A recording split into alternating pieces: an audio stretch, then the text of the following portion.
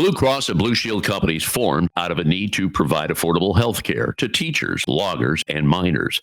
We are now celebrating the 60th anniversary of the Blues, developing the National Labor Office to strengthen its commitment to organized labor.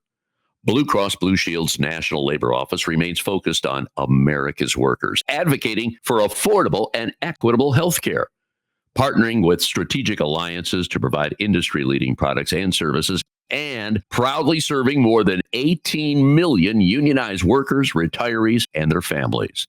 Working hard for America's working families, for the health of America. Learn more by following them at Blue Labor on LinkedIn and X, formerly known as Twitter. And don't forget, you can check us out on Facebook or follow us on X, formerly known as Twitter. That would be AWF Union Podcast, AWF Union Podcast. Another segment of Labor 131 coming your way, the 131st anniversary of the creation of Labor Day as a national holiday. Our featured guest today, Sarah McNamara.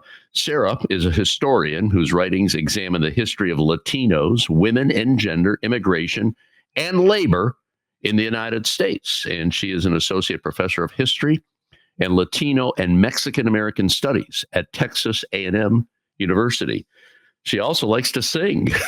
I'm not going to ask you to sing on the show, but you got to fill me in. There's a lot of blank spots here in your bio. And I always, in the first segment, when we have somebody new, and we've had a lot of new and exciting guests on this show, I like to find out a little bit more about how they got to where they are today. It's always a journey in life, and you're young, you got a lot of journey left, but tell me about yourself, and it can lead up to your singing career. Again, I won't ask you to sing on the show, maybe another show, but talk to me about it. Go ahead.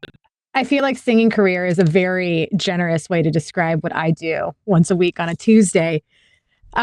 My decision to sing basically came from a colleague asking me if I could fill in as one of their front people because they lost a bandmate. And my response was to start laughing. But I needed some hobbies, something to do that was different. And I have been doing it now for 2 years, and it's a ton of fun. It's a punk cover band, which I don't know that I would have done otherwise. But all of that, I think, are the different lives that historians have and the ways that we find outlets to deal with the very heavy topics that we're constantly writing about, especially in moments like this. Very heavy topics. Yeah, very heavy topics. A lot of them I choose not to talk about on the show, but we have to talk about them on the show because it's important. And, workers are under assault. They've been under assault for almost the founding of this country. And today, let's talk about your history of the Latina anti-fascist resistance in Florida, especially in Tampa. And I guess you know that area. You're a native of Tampa, Florida. But this goes back, my gosh, almost 100 years during the 1930s. So if you don't mind, let's talk about that because this is a time in history I think we need to reflect on because there's a lot going on in Florida right now that future generations are going to tear apart. Absolutely. Let's go back to the 1930s. Talk to me about that. So the anti-fascist history in Florida, it really begins with the migration of Cubans who came to Florida. They came during the late 1880s. They were working in the Cuban cigar factories. And when you think about Cuban Florida, we oftentimes think about Miami and we think about conservatism. But this first wave and the first really community and neighborhood that undergirded the state, they were people who were ardently leftist. They came as anarchists, they came as communists, they came as writers, they came as workers, and they emerged as intellectuals. And that type of politic was what drove them. And unions and labor organizing was something that was endemic to the form of work that they did. And they saw unionism as something that was cross-national. They organized between Cuba and between Florida, and they saw themselves as part of a global workers' community. So by the 1930s, things have drastically changed in Florida, right? Florida really becomes what it is due to the work of these Cuban cigar workers. They are the majority of the GDP of the state. They changed the state from agrarian to something that was industrial. And without the work of them, they held tremendous power. The state of Florida really didn't have the type of economic gusto that it did without them, and these workers knew it. But the Great Depression really shifted everything. Mass amounts of people who worked in this industry were fired, the majority of whom were artisans who were well paid, were Cuban men, and they were fired. And in their place, women were hired for, of course, a portion of the wage that men were earning, but it also changed the power dynamic in families and in communities and in unions. So women became these political organizers and union leaders. And one person who I profile in the book, Luisa Moreno, who's well known for her work in California, especially due to the research of historian Vicky Ruiz, she was working in New York City at the time, and the American Federation of Labor sees how effective she is organizing Latinas in New York, and they hire her to bring her to Florida because of how important this market was. But what Moreno sees in Ybor and what she learns and what she becomes a part of is the combination of labor and political organizing. That organizing on behalf of workplace independent issues, what she sees that they're doing in Ybor City, is not enough to make sustained change. So she starts looking at the ways that these women and men in Ybor are simultaneously organizing for the politics that they want to change, from vigilantism to, because the KKK had such power, their activism with the Communist Party, their action with the emerging modern Democratic Party, and their work in terms of anti-fascism. And she does this and really supports the community as they do it as well, amidst a lack of support from the American Federation of Labor during this time. So as the anti-fascist movement is growing during the 1930s, it's really emerging in relationship to the Spanish Civil War. And by 1936, there is an AFL-CIO meeting that happens in Tampa. It's when the CIO breaks as an independent union from the American Federation of Labor, happens there. And it's where Luisa Moreno meets with others who become a part of the coalition that go on to create Ucapawa. But the AFL, in response, they fire her. But she remains in the community, and she continues to organize women who were a part of this union. By the spring of 1937 is when massive demonstrations begin to happen.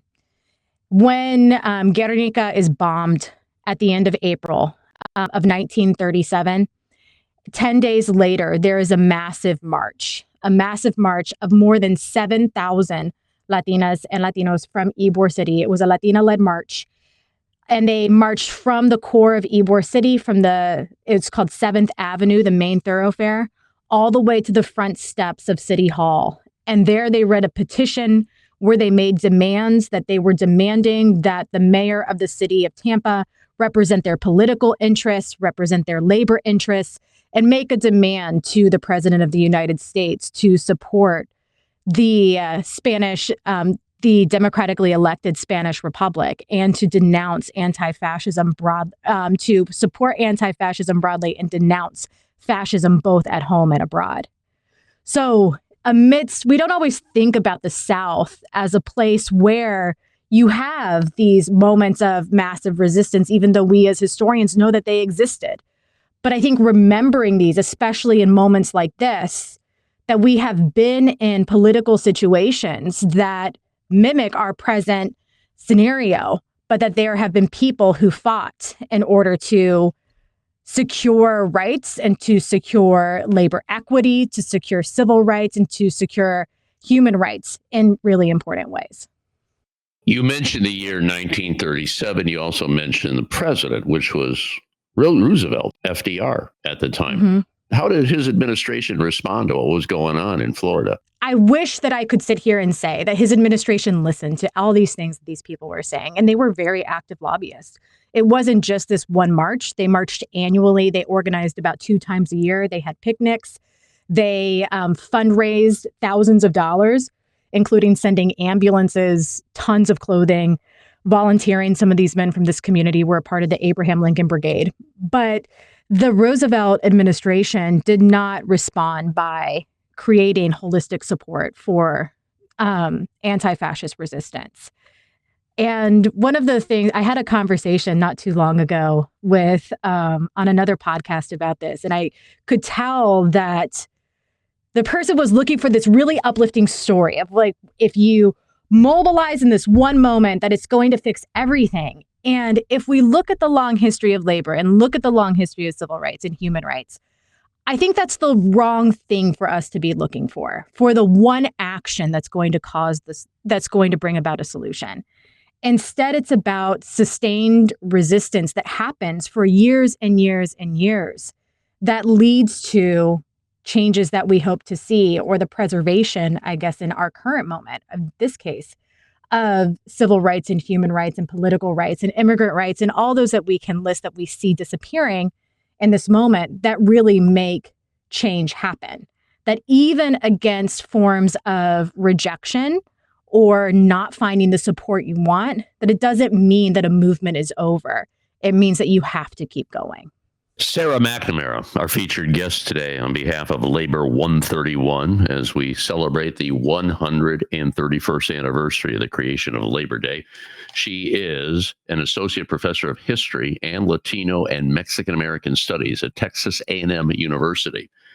So the emergence of right-to-work legislation, we had all this organizing going on, and then all of a sudden it all disappeared. We're going to talk about that next, right here on America's Workforce. Don't go away.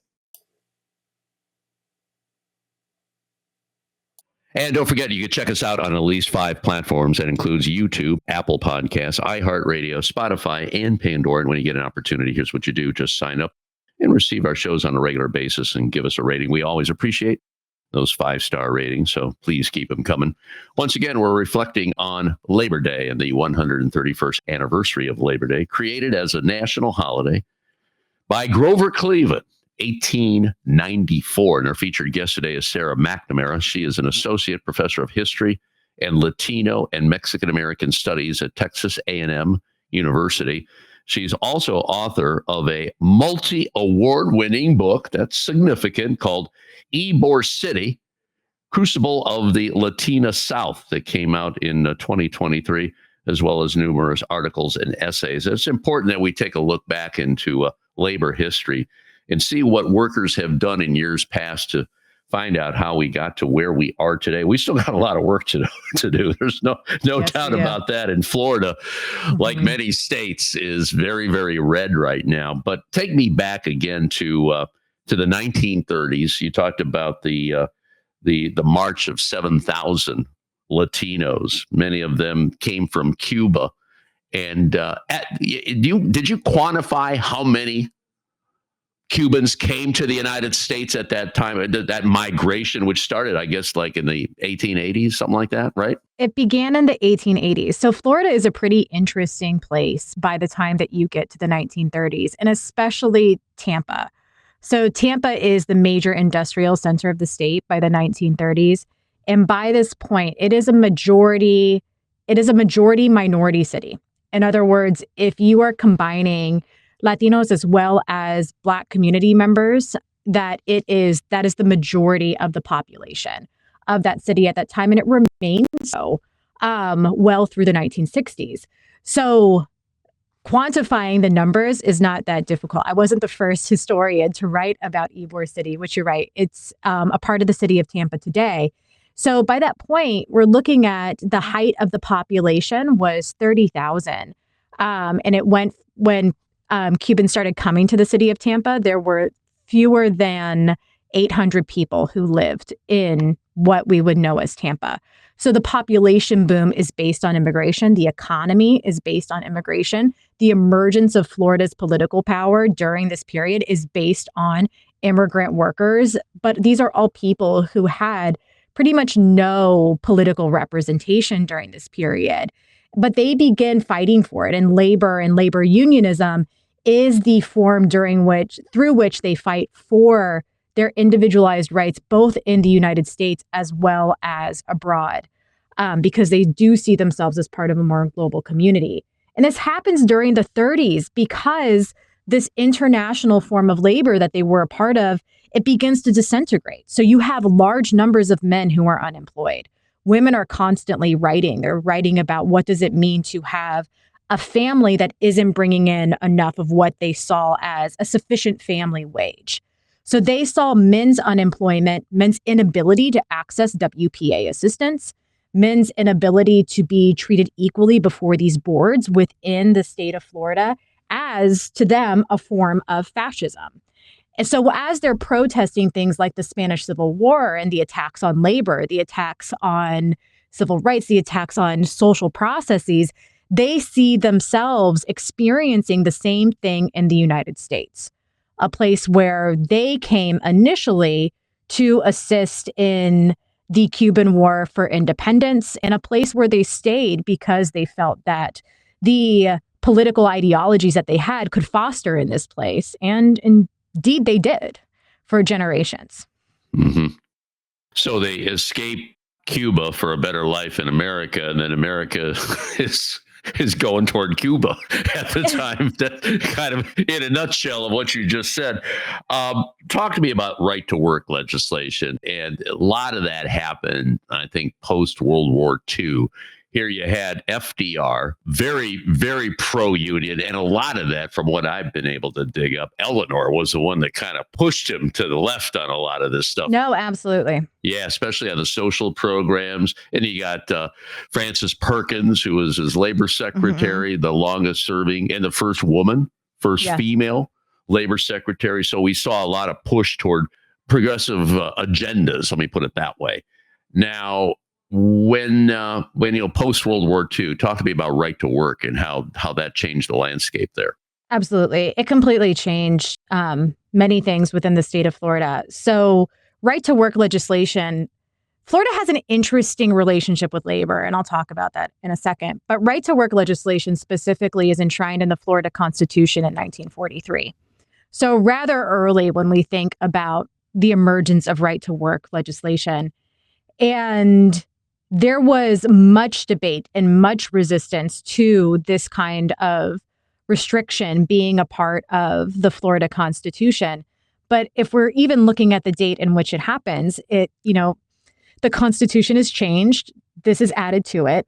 And it's added to it during a time when there's a specific group of people, those who were old Anglo-Southern power holders who were looking to consolidate their independent power, as you see an emerging and a really changing landscape, as well as national pushes for who was going to be a part of making laws, of representation, of political representation, of social power in the broader United States. And in Florida specifically, the labor movement during the 1930s and the early 1940s is incredibly powerful and it's incredibly successful. And in response to that, while there is still an Anglo power holding state, the right to work legislation was added. Now, it wasn't without debate. Florida redoes its constitution in 1968, and that 1968 constitution is incredibly important. The debate surrounding that constitution, when you read the documents of different politicians and different labor unionists who were a part of that process, sometimes you're reading, I was reading these transcripts and you're hearing people advocate for things that I wish politicians were bold enough to advocate for today. There was one person in particular, his name is Bob Martinez. He's from Ybor City. He was a descendant of that community, and he went on to become the first Hispanic governor of Florida and the only one to have served. And he actually served as a Republican. But during the 1960s, he was the head of the teachers union in the state of Florida, and he led a teachers strike that shut down education broadly in the state of Florida, where they had to negotiate. So in Florida's constitution to this day is the right of educators to collectively bargain. And so the portion that right to work eliminates, teachers do have. And that is something that's really important when you're looking at when we're looking at what's happening to higher education, as well as other portions. It makes the laws that have been passed rather murky in how they apply. which will require judicial challenges, which we know is also a challenge in and of itself, of what does that mean when a state has been gerrymandered to where it becomes so red, whether or not that matches the population necessarily. But there are those elements that are a part of it. So right to work began in Florida in 43 in response to this very strong labor history, but there's elements that challenge that restriction that are within the state constitution today. But Bob Martinez, he's such a good example of the changes in the way that Florida operates. One of the things that I end my book with is following the 1960s, this community out of Ybor City, they really emerge as a Democratic Party, Cuban descent-led political machine that goes on to lead the state for roughly 25 years. But that coalition begins to break by the late 70s, early 1980s. And in response to personal attacks that became very public and what those things meant, some people stood firm in what they believed, and other people, like Bob Martinez, changed their political party in response to political and independent security at the expense of the type of actions that they had done prior. So there are two men who I'm looking at right now in different forms of research. One is named E.J. Salcinas, who stood firm, and it cost him a federal judgeship. And Bob Martinez made a very different set of choices that led to a very different political career, and I'd argue a very different Florida in some ways. Well, I have found out that the Republicans of yesterday are not the same Republicans of today. I'm sure you would agree to that. No, absolutely. And Davis-Bacon is a good example right there. That was pretty much Republican legislation. And, today's Republican Party would like to see that go away, dealing with prevailing wage. Absolutely. What's interesting, Sarah, is that I didn't realize, and thank you for pointing that out, because I learned a lot doing the show. 1943 is that when Florida enshrined right to work in their legislation. And that was in the middle of World War II.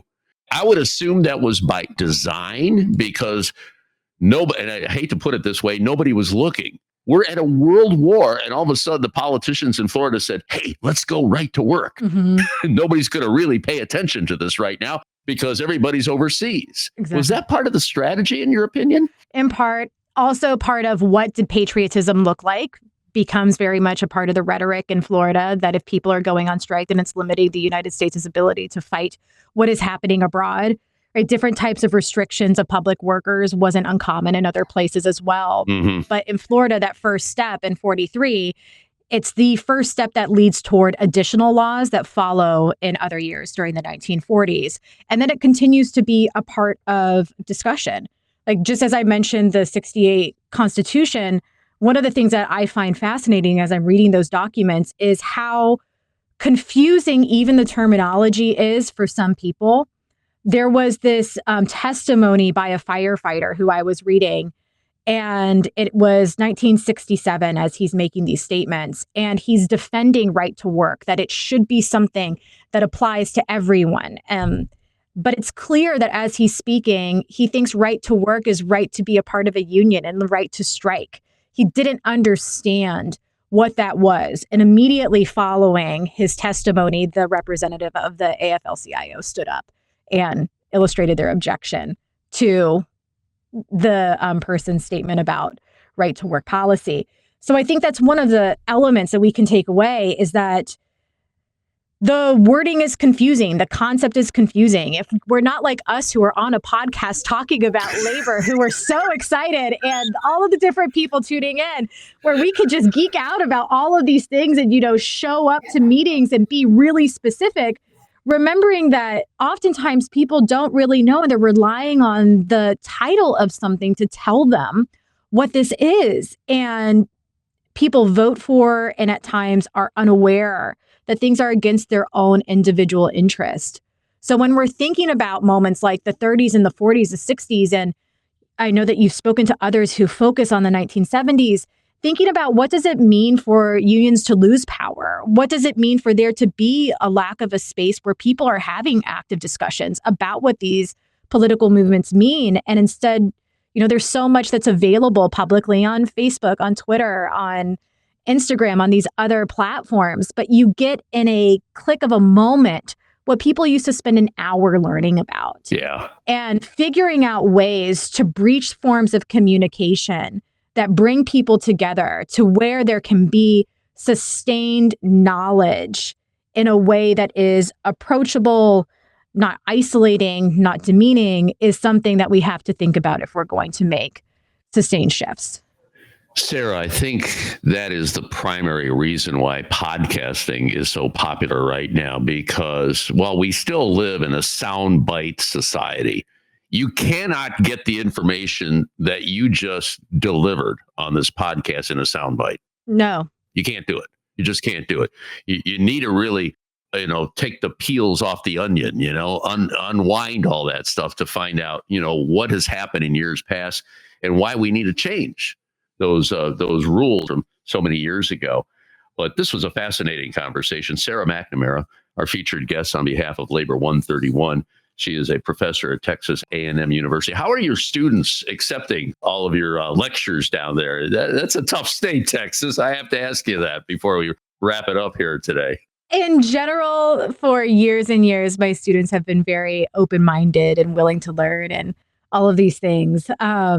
I haven't met massive resistance quite yet, but there's been a big change in terms of how university professors are treated, what education is, the idea that anybody is an expert on anything. So how is any information that I deliver, any different than what they can read online? So those are things that we have to continue to figure out. But the way that I always think about lecturing, if other people are, beginning to find these things in their classroom, I always start with a story. I start with people trusting not only the story, but also trusting me. And the longer that the semester goes on, the harder hitting the concepts begin, because if they have the foundation, then they're able to find that. And there's one plug that I wanted to put in when I was talking about the teacher strike, and it eluded me while I was saying it. There's a great book that recently came out by Jody Knoll on that topic, and he followed that history of that organizing. So if people are interested in learning more about that, especially if you're into the history of education, to be sure to check out his book. It's with LSU Press on the teacher strike in Florida. Well, you just gave me another idea for a future podcast, girl. So thank you so much. There you go. I appreciate that. There you go. Love talking to you. Sarah McNamara, our featured guest today, checking out the history of the Latina anti-fascist resistance in Florida going back almost 90 years. Really, really interesting. And thank you so much for what you do down there at Texas A&M. Let's continue this conversation in the future, okay? I would love to do that. Thank you for having me. Thank you all for listening. All right, we're going to take a quick break. When we come back, we're going to check in with the Deputy Legislative Director at the Communication Workers of America. Once again, you're listening to America's Workforce.